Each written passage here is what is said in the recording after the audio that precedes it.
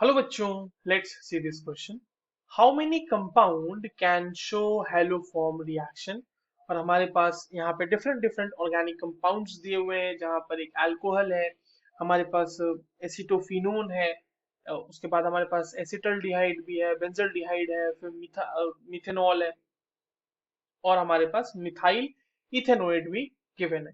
हमसे ये पूछा जा रहा है कि इनमें से कौन सा ऑर्गेनिक कंपाउंड या how many organic compounds will actually show haloform reaction. तो चलिए इस क्वेश्चन को सॉल्व करते हैं बच्चों, और सबसे पहले ये देखते हैं कि इस क्वेश्चन को सॉल्व करने के लिए हमारे पास कौन से की कॉन्सेप्ट की जानकारी होनी चाहिए। अब ऑब्वियस सी बात है, हेलोफॉर्म रिएक्शन के बारे में पूछ रहा है तो हमें यही पता होना चाहिए ना कि हेलोफॉर्म रिएक्शन होता क्या है, और हेलोफॉर्म रिएक्शन मतलब किस चीज के लिए यूज करते हैं। तो देखिए, हेलोफॉर्म रिएक्शन जो है वो बेसिकली किसी भी कंपाउंड के अंदर कीटोन के प्रेजेंस को डिटेक्ट करने के लिए हम कर सकते हैं। और वैसे कीटोन्स जो कि मिथाइल कीटोन्स होते हैं, जो इस फॉर्म में होते हैं RCOCH3, इस तरह के जो भी कीटोन्स हैं वो जो है पॉजिटिव हेलोफॉर्म रिएक्शन देंगे। इनको हम लोग एक तरह से मिथाइल कीटोन भी बोलते हैं। तो एक चीज तो समझ में आ गई हमारे पास यहाँ पर कि कीटोन का रिएक्शन है, और मिथाइल कीटोन अगर है जहां पर CH3 इस तरह से अगर कोई कीटोन है तो वो इस रिएक्शन को दे देगा। That is for sure. अब देखिए होता क्या है एलोफॉर्म रिएक्शन में, थोड़ा सा बेसिक आइडिया ले लेते हैं हम उसका। कि अगर हमारे पास कोई भी इस तरह का मिथाइल कीटोन है, ठीक है, यानी RC double bond O CH3, इस तरह का कोई एक मिथाइल कीटोन है, तो उसका रिएक्शन हम कराएंगे हेलो हेलोजन के साथ, X2 के साथ, इन प्रेजेंस ऑफ NaOH। और यहाँ पर से ये हमें बना देता है RC double bond O Na+, और साथ में बना देगा CHX3। और यही एक हेलो फॉर्म है, और हेलो फॉर्म के मिलने की वजह से ही, मतलब due to the generation of halo form in this reaction, we called it as a halo form reaction. ठीक है, यहाँ पर X जो होता है वो Cl हो सकता है, ब्रोमीन हो सकता है, और आयोडीन हो सकता है। जनरली यही यूज हम करते हैं। तो मिथाइल कीटोन्स जो है बेसिकली इस रिएक्शन को देते हैं। अब अगर हम अब यहाँ पर देख लें, हमारे पास जो एसिटोफिनोन है, तो क्या एसिटोफिनोन में एक मिथाइल कीटोन आपको देखने को मिल रहा है क्या? तो बिल्कुल मिल रहा है यहाँ तो।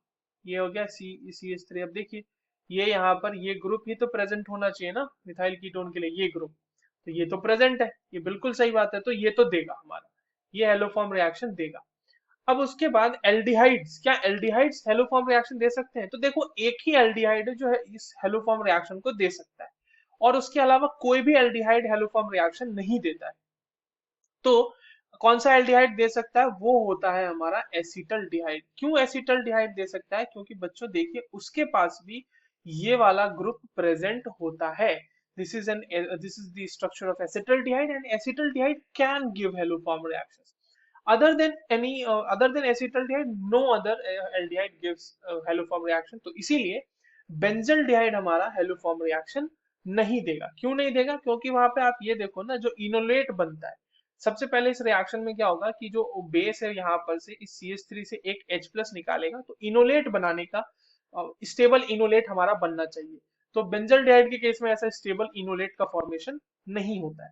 अब हमारे पास बाकी जो 3 कंपाउंड्स है उनको देख लेते हैं। देखिए, एक कंपाउंड हमारे पास गिवन है यहाँ पे CH3CH, यहाँ पे OH लगा हुआ है, और यहाँ पर CH3।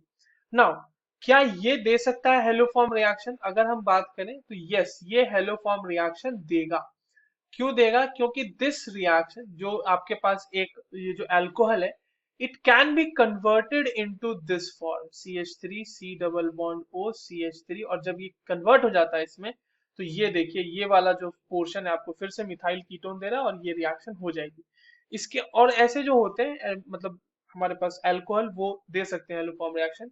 बट अगर वहीं पे हम बात करें मीथेनॉल की, तो CH3OH में ऐसा कोई कन्वर्जन पॉसिबल नहीं है जहां पे ये इस तरह का मिथाइल कीटोन में वापस कन्वर्ट हो जाए। तो ये हमारा रिएक्शन नहीं देगा, क्योंकि ये मिथाइल कीटोन में कन्वर्ट नहीं हो सकता। पहला वाला दे देगा अल्कोहल, दूसरा नहीं देगा। अब हमारे पास एक एस्टर बच जाता है। देखिए, एस्टर जो होते हैं वो हेलोफॉर्म रिएक्शन नहीं देते, बिकॉज उनके अंदर स्टेबल इनोलेट आयंस का फॉर्मेशन नहीं होता है। और एक चीज, एक एक बात तो ये, और दूसरी बात ये होती है एस्टर्स के साथ, कि जो हमारे पास एस्टर है ना, देखिए CH3C डबल बॉन्ड ओ यहाँ पे लोन पेयर होगा और यहाँ पे CH3 है। तो ये जो ऑक्सीजन है ये बेसिकली रेजोनेंस में इन्वॉल्व है, राइट।